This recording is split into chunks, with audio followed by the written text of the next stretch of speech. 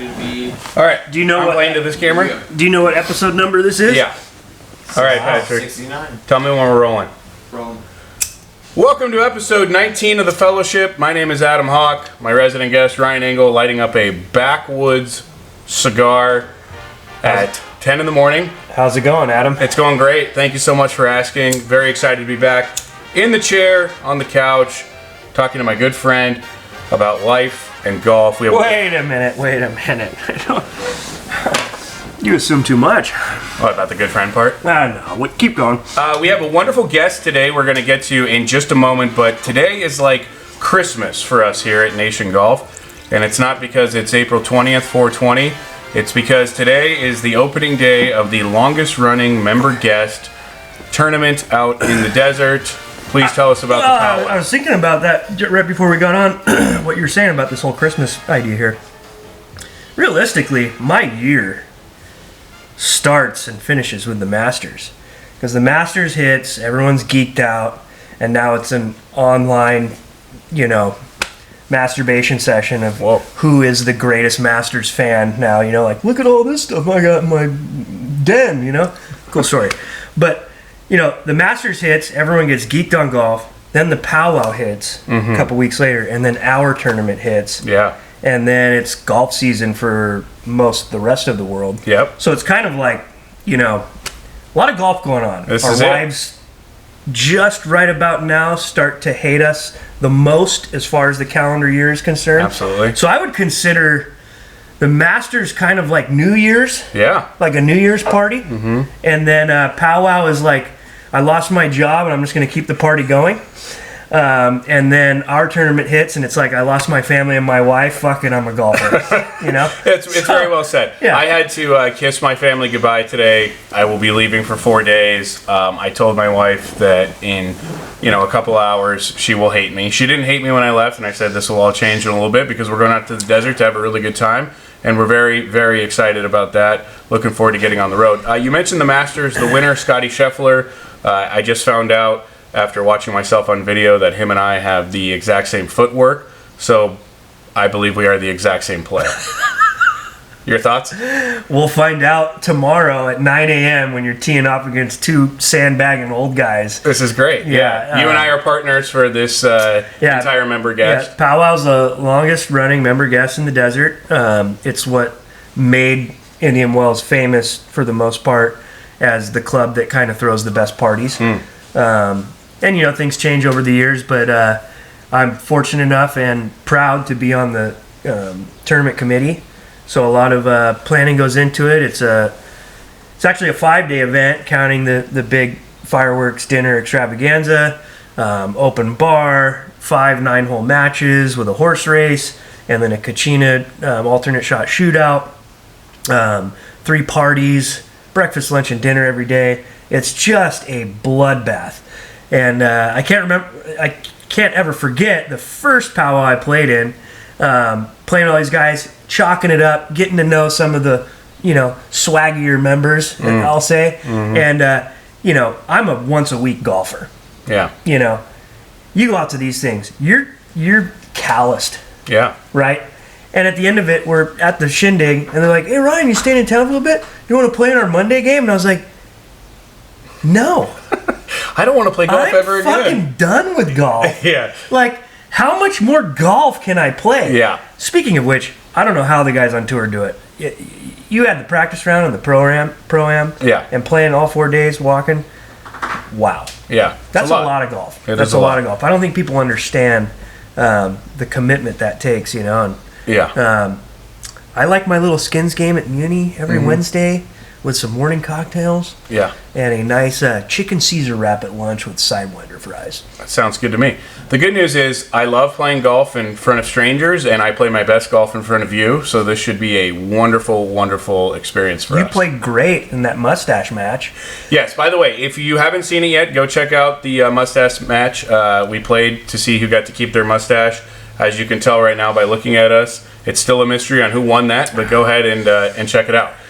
Drinking ammunition whiskey. Ammunition whiskey. Before we bring our guest on. Official sponsor of the Nation Desert Classic this year. This is their straight rye that's finished in Pinot Noir barrels. Very happy to have them on board. We can't thank them enough. Yeah. So, without further ado, as I pour up, or you have already poured me an ammunition, thank you. We do want to bring on our guest. He is a golf instructor. He is a scratch player. He is a former semi-pro skateboarder, believe it or not. He is a proud member of the Tropicanas Player Club, and he is a once-upon-a-time actor who you might have seen in Glee. Ladies and gentlemen, Dave Fink. Come on down! Hey, buddy. What's up, sir? Please take one. Please take one. I'm going to take a squat here. Nothing like shaking hands with a man who admits he doesn't wash his hands after taking a piss. I don't piss on my hands. So why do I need to wash them? Right? Yeah. Thank you for being here, Dave. We appreciate it. Or as one of my good buddies, Ryan Monson, once famously quoted, I don't touch my own dick.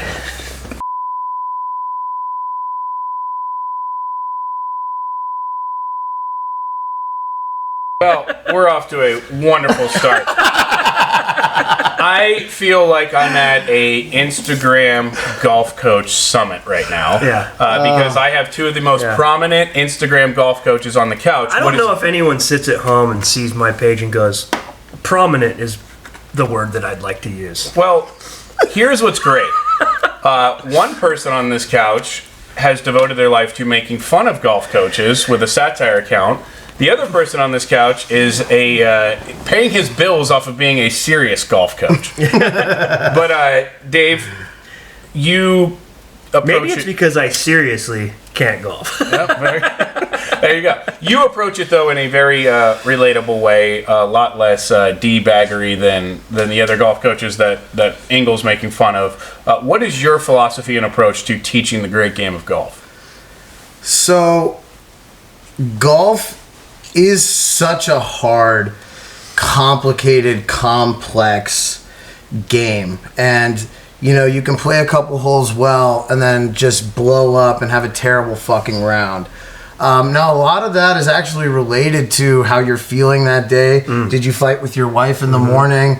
All these other things. And you have to understand that typical golf instruction, you know, is geared towards somebody who's able to practice 5 or 6 days a week. Yeah. You have to understand that the average golfer is playing maybe once a week, maybe hitting the range once a week. So you have to simplify things, because also people are coming to golf from other sports. So like somebody who's played baseball their whole life, I can't tell them, you know, you're swinging 2 degrees left, you know, with a face angle of, I mean, that's like, you know, you're speaking Latin. You know, you need to simplify it, and I find... Nice, Hawk. Hello. Well, speaking of Hawk stumbling, I'd like to cut you off real quick before you get any further.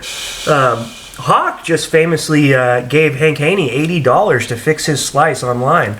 So $80? Yeah. Hank Haney. Fuck, I'm more expensive than that. Well, it was only one video. $80 for a video. Yeah. Did it fix your slice? Sure. Well, we're gonna find out. We're gonna find out. So Hank Haney. Sure is not a super confident response. Hank Haney dumped a ton of money into this Instagram video ad saying, like, I promise I'll fix your slice with 5 minutes and one swing. Wow. And, like, I had seen it, like, 30 times, and it was, I don't know, midnight, and I'm scrolling, and I see the ad, and I'm like, you know what?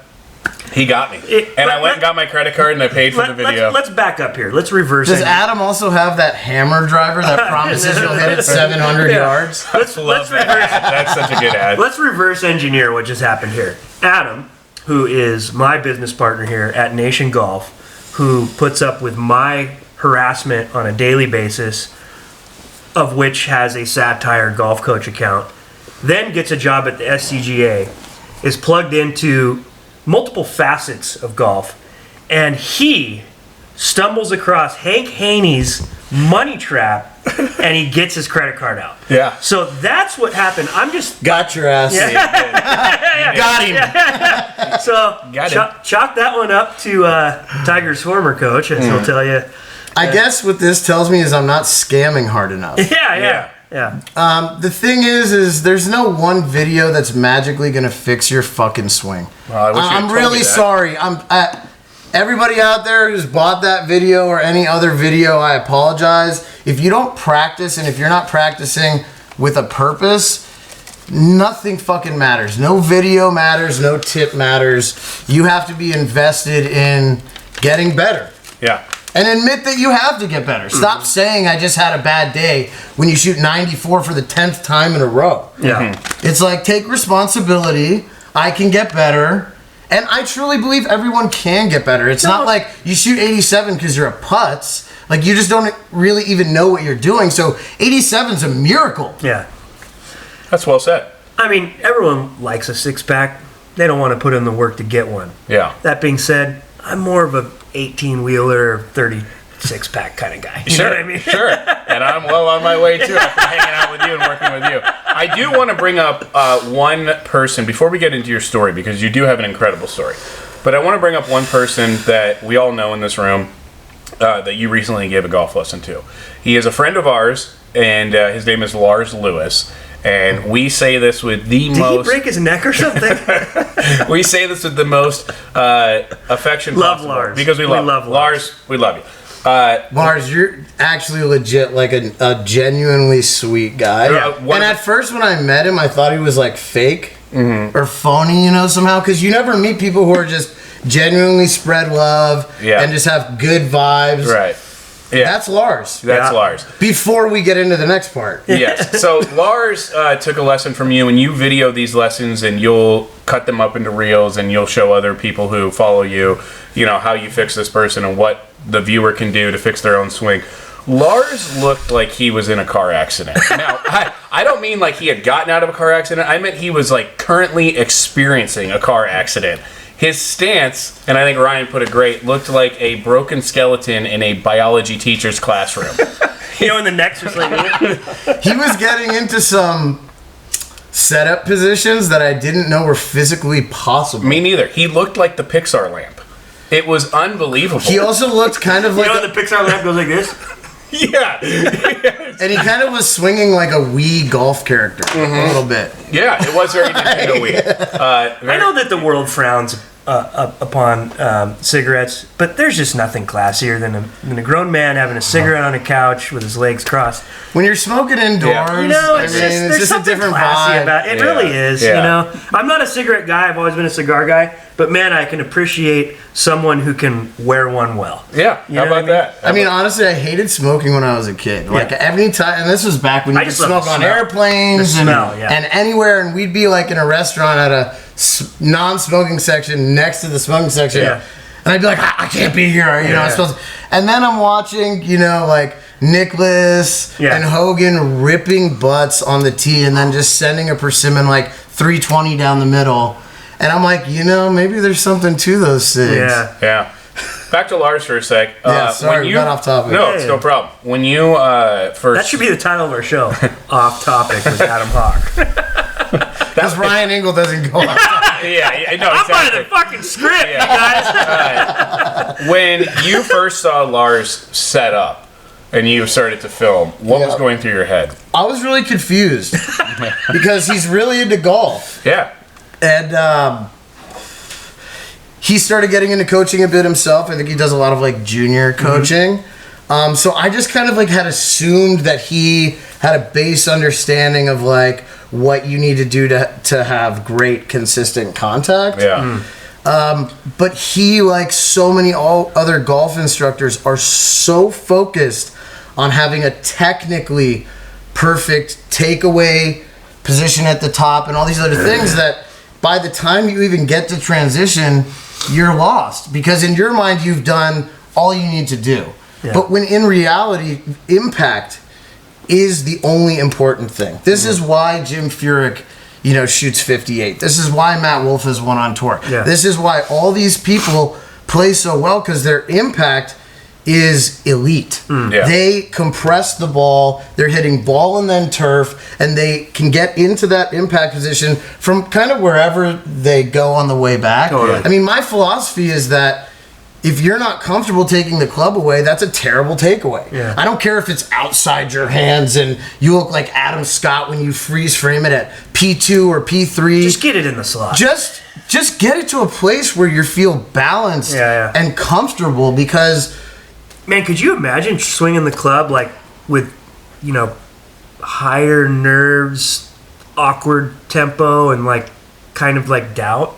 You know, yes, like, because that's how I swung when I started playing. Yeah, but I mean, like that's the thing, and it's like you're right. Everyone's so focused on freaking like, you know. When I see people rehearsing their swing on the range, it's all from like here to here to here, like a million times, and then they shank a ball, and they're like, "Oh, my takeaway was perfect," and it's like, but your takeaway is not hitting the ball. Impact is where you make contact with the ball, and that's really where my game really changed. There was just a revelation that I don't need to be technically perfect, because there is no technically perfect. Let's get into your story, because it's incredible. You're a scratch golfer who teaches, but you didn't start until 2015. You were born here in Los Angeles. You went to the East Coast for college. Then you came back to LA to be an actor. And a lot of people say that, you know, they were actors once upon a time, but you actually have a legit IMDb page. And like, because that's the mark of a great actor. And do I have one of those? I don't know. I haven't checked yet. Everybody look that up. As I mentioned, Ryan Engle's a fucking idiot. Ryan Engle, 0 credit. As I mentioned in your intro, you were in the show Glee. So before we get into that, what was your impetus for becoming an actor? How did that start, and how did it end? I was really good at baseball my whole life. Played baseball in high school. Hawk thinks he was good at baseball too. Okay. And a lot of people think they're good at a lot of things. That's what I was getting at. But when them lights come on. I think his light just came on. I was really good, you know, and I had a couple offers from like, you know, southern legit D2, D1 baseball schools, and I tore my ACL when I was like 16. And then I did it again when I was like 17. So the prospect of me actually playing D1, the offers went away. Nobody cared about a 17-year-old with 2 ACL replacements. And I really liked performing. I liked storytelling. I was always like the cut up in class, you know, fucking around, making people laugh. And honestly, the drama kids were like pretty cool. Yeah. I have to be honest. I mean, they're nerds and, you know, whatever, but they're chill. Yeah. And they're not going to like shit on you or call you a kike, or, you know, because I went to high school in Virginia and I'm Jewish. So there's a lot of this like Jew boy kike, like Southern bullshit that I had to deal with. And I go in the theater and nobody's calling me those names. It just felt like a safer environment. And, you know, I didn't really know what I wanted to do in college. And I was like, this is fun. So I just started auditioning. I got into a bunch of schools, and I went to college for acting, and it was great. I really liked it. I mean, it taught me a lot about how to be like an emotionally available person. I mean, like, you can still be a man, but you have to be like, you have to have compassion to be a fully rounded person. And when I was just a jock, it was hard to find that other side. Sports! The high school baseball coach that I had was a Vietnam vet, this old guy, I'll never forget. He is hitting balls to us in the outfield. And it's like, I ran in and I misjudged it, so I had to slide on my knees and like put my hand back. Bitching. And he goes, you need to lay the fuck out for that ball, Fink. It looks like you're giving a blowjob. Get off your fucking knees. Like, so that's like one world, you know? And now, and golf's not like necessarily like that. Well, nowadays it's kind of like. So anyways, like, I went to school for acting, and it was great and fun and stuff. And I realized I wasn't super into like the theater, like I liked it, but film I was like really into. And I loved LA, and I was a skateboarder, sponsored and everything in college. Throughout college, I skated. Tore my ACL again, so that's 3. That's 3. You got 2 more to go, right? Yeah, 2 more to go. So then I moved to LA. I'm like, this is great. I can skate every day. I'm auditioning. You know, I quickly got a commercial agent, a theatrical agent, entertainment attorney, a fucking publicist, an agent. I mean, like, all these things, and I was going on all these great auditions. I went in for Disney a lot because I was like 20, 21. but could pass for like 16, 17. Yeah, you had that Zac Efron young. I did. I actually got mistaken for one of the Lawrence brothers a lot. Oh, wow. Like, I'd have people... Lawrence. Like, like they did that show Brotherly Love. Yeah. And so, like, I'd be working with people on set, and they go, "Hey, man, I saw you at In-N-Out in Studio City last night, and you didn't say what up. Like, I came, you acted like you didn't know me." I was like, I was not there. Yeah. And so people literally want to, like, mistake me for him. But, I was, like, always, like, a comedy guy. Yeah. I could do dramatic, but my look was kind of like teeny bopper almost. So that's how they were marketing me, was like... And so, yeah, I went out for all these fluffy, kind of stupid shows, a lot of soap operas, and then I got on Glee. Yeah.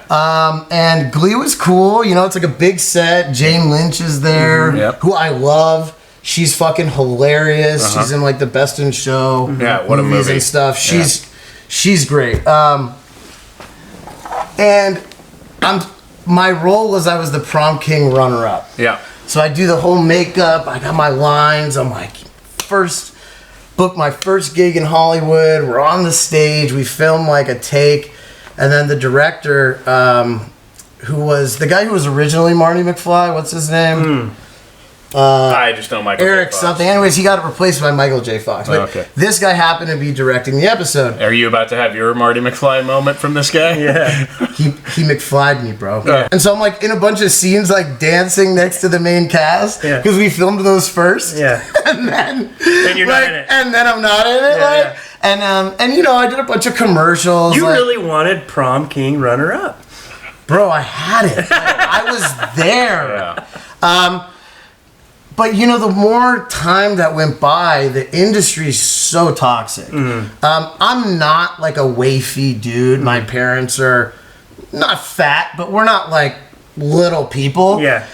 And there was a point where it's like they were like called me in, "Hey, how much do you weigh?" Yeah. I was like, "Well, I weigh 160 right now." Yeah. And they're like, "You need to get to 140, 145." And I'm like, okay. Is that what Tom Cruise weighs? Probably because he's 5 foot nothing. But it got really toxic really fast. Yeah. And you hear no a lot, and other things happen where like I'm in for General Hospital, and it's a contract role. So the contract was 2 years, $2 million. And General Hospital is a gig where they film an episode every day. And they do like one take. So you're on set every day for 7 hours. And a lot of actors do it because it's like, you want to act, go be on a soap opera. Yeah. Because they film every fucking day. Yeah. And so I was up for the role. I got put on what's called hold. So it's like you and one other guy. And they tell you it's between you and one other guy. And 2 times General Hospital I got to that point, and both times they went with somebody else. Yeah. But more than that, like why I stopped doing it was just the toxicity level of like, you have to look like this. I remember I grew my hair out a little bit, and my commercial agent called me and fired me. They were like, "I saw a picture of you on Facebook with long hair. We're dropping you." I was like, okay. Wow. Like, and the thing is, these people work for you, but you feel like you're indebted to them, and like you're their slave. It's like they get 10%. They do 10% of the work. Yeah. Anyways, I just was like, I want to perform. I want to storytell. I want to be around people, and this is not that. Yeah. But while you were doing this, you were like every up-and-coming actor working at a bar. Well, it's like you're an actor in LA. What And restaurant anytime do you work somebody at? tells me that, I say, okay, cool, what restaurant do you work at? Yes.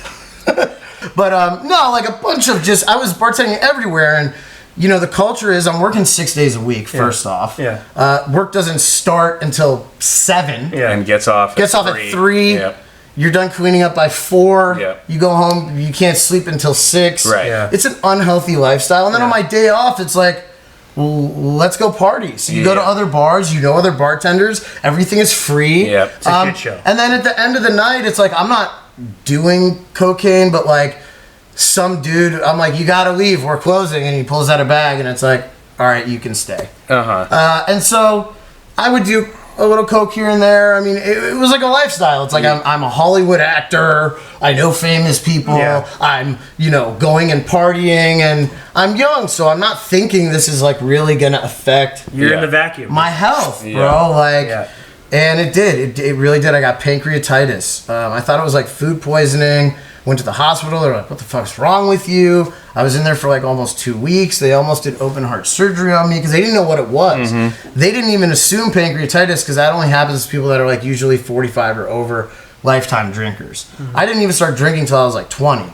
So I was late to the game, but I made up time for it. And so, after I got pancreatitis, it was like, all right, no more bartending. I was over the acting. I hated people telling me what to do and who to be, and it's 99% rejection. And it felt like I could do everything right. And to compare it to golf, like I would practice 8 hours a day. And then still lose. And then when I started playing golf, it was like I would go and practice chipping for 4 hours. Like, seriously. And then the next day, I'd get up and down like 8 out of 9 times. And I'm like, that's so cool. Like, you get out what you actually put into this game. Like, I loved that because that was the opposite of my industry that I was in before. And while you were in the industry and bartending and partying 7 days a week, you did develop alcoholism. I did. And as an alcoholic who went through the surgery that you went through, and we've talked about 3 of your torn ACLs, it actually ended up being 5. You had to go for double knee replacement. So somewhere around 2015, you are an alcoholic who can't walk, who's depressed from the industry. Your dad sends you something in the mail in 2015 that not only changes your life, but probably saves it. What did he send you? Sent me a pair of Ping black dot irons from 1998, 1997, something like that. It was one of his old sets.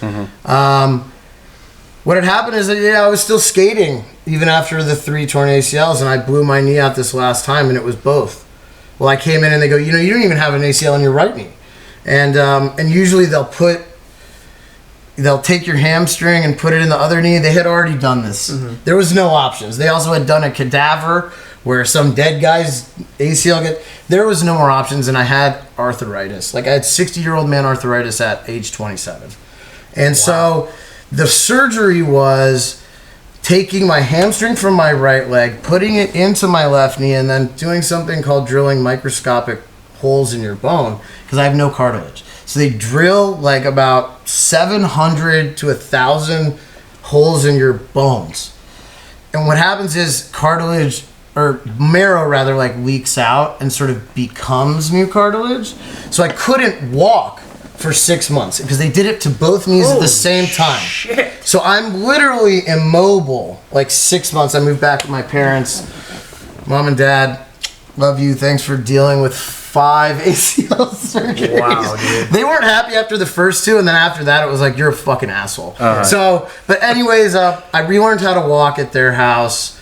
When I got back to LA, the pancreatitis hit, and so I was down bad. I was in the dumps. I can't skate. I can't play baseball. I can't play tennis. I can't shoot around the basketball. I literally can't do anything mobile, and that kills me because I'm an active person.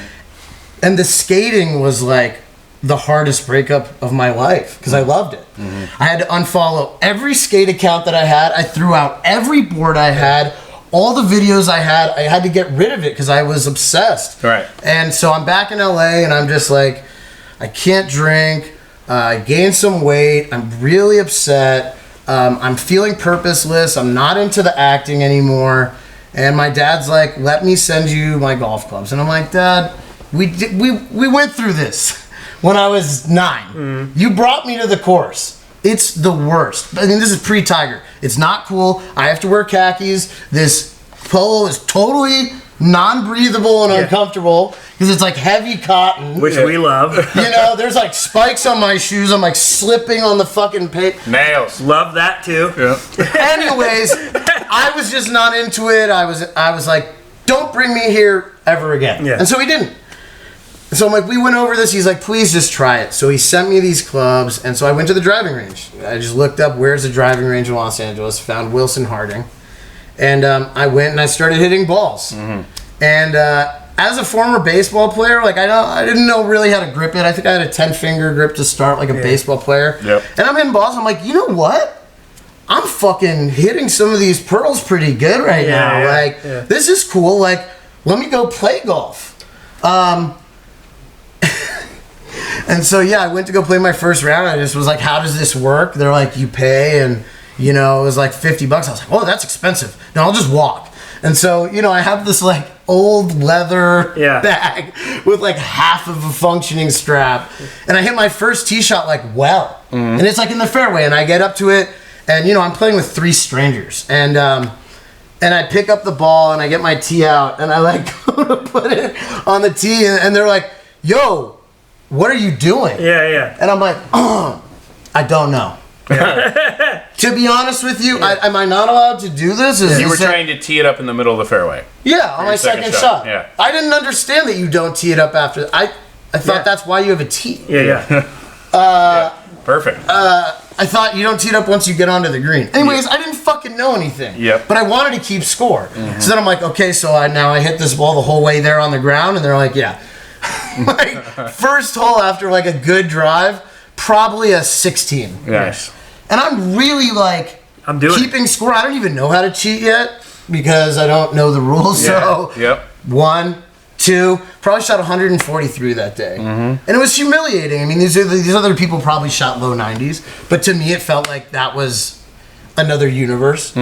So I go back again, like the next day, because I was pretty upset. And I'm like, I could do better than that. You know, I'm a natural athlete. Like, why is there such a disconnect? Because, like, if I went and played pickup basketball, I wouldn't miss every shot I took. I'm missing every shot that I'm taking. So, second time, like 143. I think I shot the same score on the dot. So I go. Isn't it weird how that works out? What the fuck? How's that possible even? So I would have guessed that happened. I was humiliated, and like I'm already feeling down on my luck and bad about myself. So I'm like, I don't need another thing to make me. I'm down. Don't kick me while I'm down. So I tell myself, if I don't break 130, this third time I'm fucking quitting golf because this is stupid. 129. Wait. Started with a 12. Not a good start. 10, 9, 8. So we're getting there. Now it's the 5th hole on Harding. Back before they redesigned it. So it was 190, like 3 yards. I don't know how far these clubs are supposed to go. Like this, I'm like, what are you hitting? To the guys who actually know what they're doing. This guy's like, I'm hitting a 6-iron. I'm like, I'll hit a 6-iron. It was the first shot I ever felt like that, just pure contact. And I was happy with that. I was like, that's awesome. Right at the flag, hits like 2 feet above it, comes back in, ace. And it's not like a Mickey Mouse ace. It's like 190 with a 6-iron. And I'm all like, let's fucking go! And I throw my club. And these guys are like, they're kind of stoked. But they're also like, motherfucker. This guy went 12, 10, 9, 8. And then won. And so, and I'm saying, and I'm like, that was so awesome. Like, when does that happen for you guys? And how many rounds, per round, 10 rounds, 12 rounds? And the guy's like, I've been playing for 20 years. I'm a 4. I've never made an ace.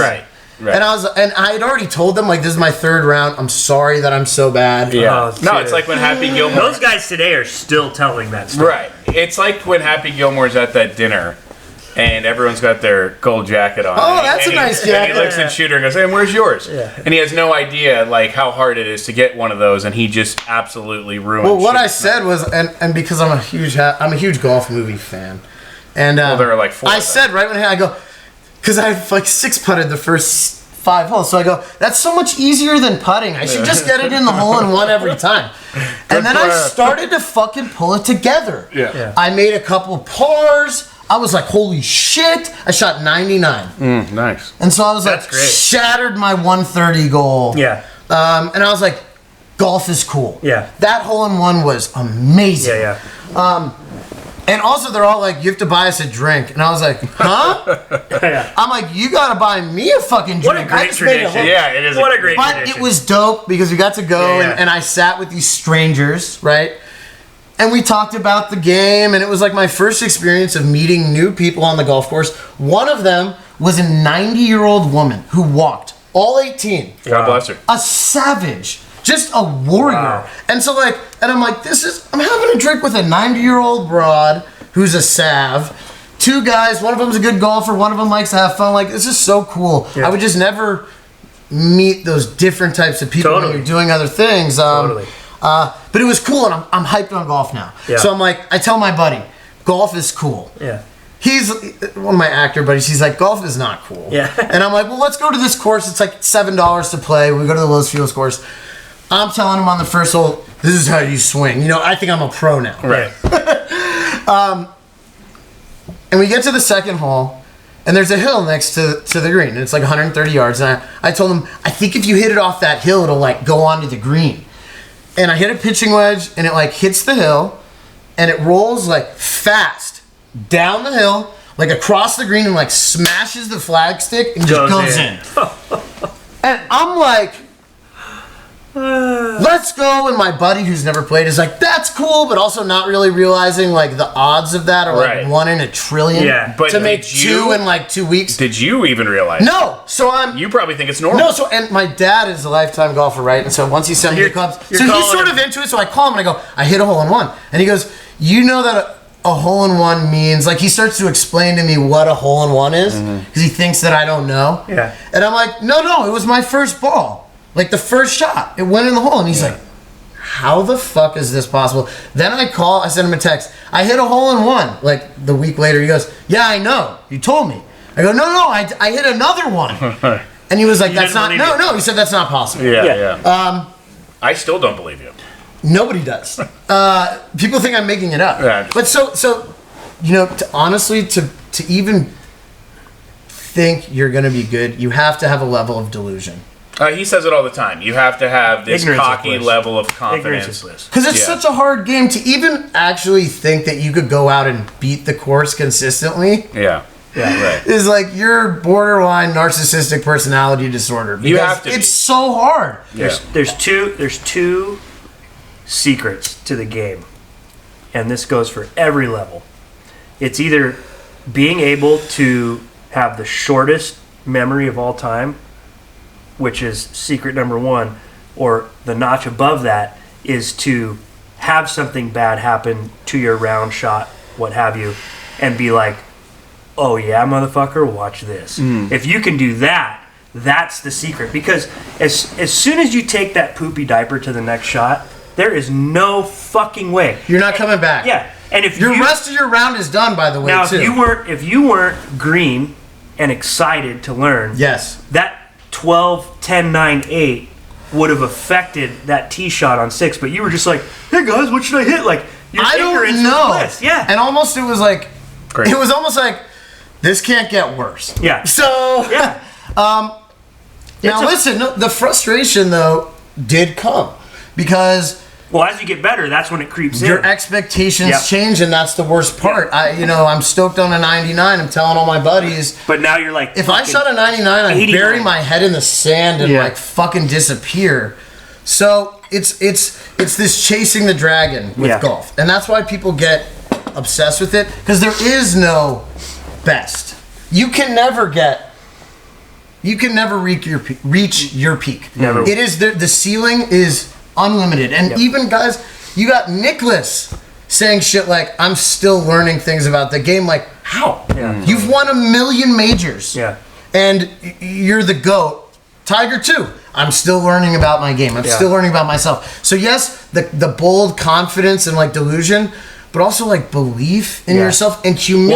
Well, that helps. The humility, Yeah. like, you can't get better until you admit that you suck Yeah. and that you need to get better. Yeah. I do have 2 questions for you because we do have to wrap. We could do this all day. This is the most in-depth like golf conversation we've ever had. But 2 questions for you. Does your dad know the impact that sending those golf clubs had on your life? We are 7 years away since he sent it. You're now a scratch golfer. You're still sober. From And let me booze. add to that question. Do you play Sober, but I smoke do you weed, play but that's it. Do you play regularly with your dad? My dad doesn't play that much anymore. It's like 5 or 6 times a year. So yeah, we play together. But he's like, he's kind of past his obsessive point. Yeah. That was when he was younger and he was a member at a couple different country clubs. But look, to be a scratch golfer, you have to be practicing like 30 hours a week. Like, it's not easy. So it's like you lose friends, your wife is fucking pissed all the time. By the way, honey, I love you, but you know you got to sacrifice. We both do so that I can keep helping people grow the game. Yeah. But I don't know if he really knows like that it's legit saved my life, because I could have, kept drinking again. It's real easy to die from pancreatitis if you continue to drink. But it gave me a purpose and a passion, and like I'm meeting all these people like, you guys, like, this is so awesome. Like, I love meeting rad people who love golf, and it's like a lifetime game. Like, we're all now going to be smoking and hanging out and playing golf and talking about golf for the rest of our lives. Well, do us a solid. You're right and, about that. You can. So just quickly, shout out, Dad. You did save my life. I don't know if I've ever said it to you, but I love you. Thank you for golf and for everything. And we'll have this episode out on DVD. You can mail it to him so he can watch this. And, YouTube is on the internet. Yeah. No, actually, my dad is actually a writer for Forbes, a VR AR writer. So he's actually a futurist, which is fucking crazy. Cool. Yes. Nice. Crazy. Wow. Yeah. So he actually can open a PDF file himself. He'll have to teach me. Yeah. The last thing I wanted to say is, in a way, golf has been your therapy, but in another way, therapy has been your therapy. We just talked to Bradford Wilson. He's a huge advocate of mental health. He's in therapy himself. Ryan Engle does therapy. You do therapy, and you believe in it. Just a few thoughts and words on what therapy has meant for you. So, I did therapy a little bit as a teenager. I had some angst and anger. Dealt with a lot of bullying because of the Jewish stuff in the South. And I kind of like got away from it. But I do have some mental health issues. I'm not a crazy person, but I am diagnosed OCD, ADD, a couple other things that do require actual medication. And when I wasn't, They require work. Yeah. And it's not enough to just say I got this, because it's your brain is so powerful. Yeah. Talk about golf. Your brain's the most powerful thing in the world. If you're looking at a 40-footer and you're thinking, I'm draining this shit, it goes in a lot of the time. If you're looking at a 2-footer thinking, I might miss this, you miss it a lot of time. But anyways, for therapy, I just had gotten to a place in my life where I was so angry, and I felt so much shame and self-hatred, for my idea of my own shortcomings. And therapy taught me to sort of forgive myself, move on, be better. You can be your own biggest enemy, you know what I mean? And right? And the other thing is like depression that is hidden. Depression that is, put down turns into sadness, which turns into extreme anger. Yeah. So you end up lashing out, when you don't mean to, you instantly regret it. You can't control your emotions. So I started with this. We know nothing about that, It's like, and honestly, I've never not thrown a club on a course. Yeah. But like, would I ever do that now? No. Like, because you're doing I am me. I feel confident in who I am. You're working on your short game. I'm working on my short game and my mental game. But no, my therapist, Jennifer, is awesome. Just having someone to talk to. You can't go it alone. And also, it's not something to be ashamed of. These stigmas, like, can we make 280 yards off the tee great again? And also, like, helping out your buddies. Yeah. Asking if they're okay. Checking in. My buddy Tony Bacardi, we all love Tony. Recently lost his mother, who was really important in his life. I told him this morning that you were coming on the show, and he was like, that fucker gets on. He got on before me.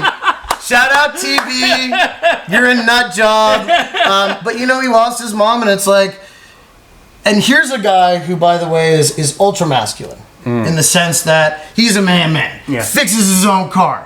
Does all of his own woodworking and electrician shit. I call a guy for that. Okay? And so, like, off the top, you wouldn't necessarily think, let me check in on this guy. But he's my friend. Like, are you okay? And what do you need? And it's 2 questions. But, like, be a buddy. We're all mature men. Enough of this like putting fucking people down. I'm sick of that. And that's what I try not to do with my students, okay?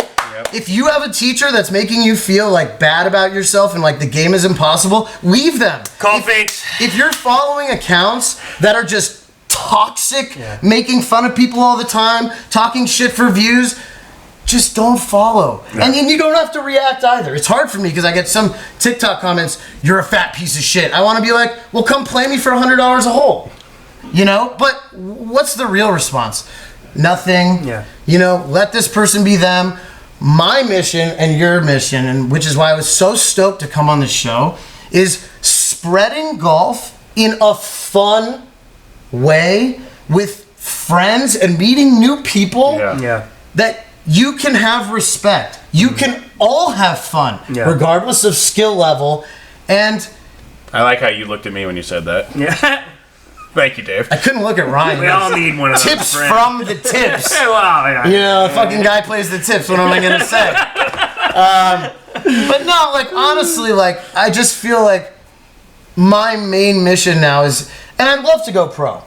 I'd love to go pro. That'd be amazing. Yeah. But honestly, what's so fulfilling for me, and it fills my heart with love and joy, is making people better, helping them have more fun. The response when they're excited from what Showing someone one thing and they text me, I shot 20 strokes better yesterday than I ever have in my life, and now I'm excited about golf again. Yeah. So fixing Lars's scoliosis. Fixing what it looked like he had been in 3 Ben Hogan accidents and 4 Tiger accidents at the same time. Like he fell out of a Boeing jet into a car accident. Lars, I'm sorry. We love you. You're pure now, though. No, he looks way more natural. It's like, just stand there, hold the club, and relax. Yeah. All right, so shout out your page and where people can because find I do want to say this.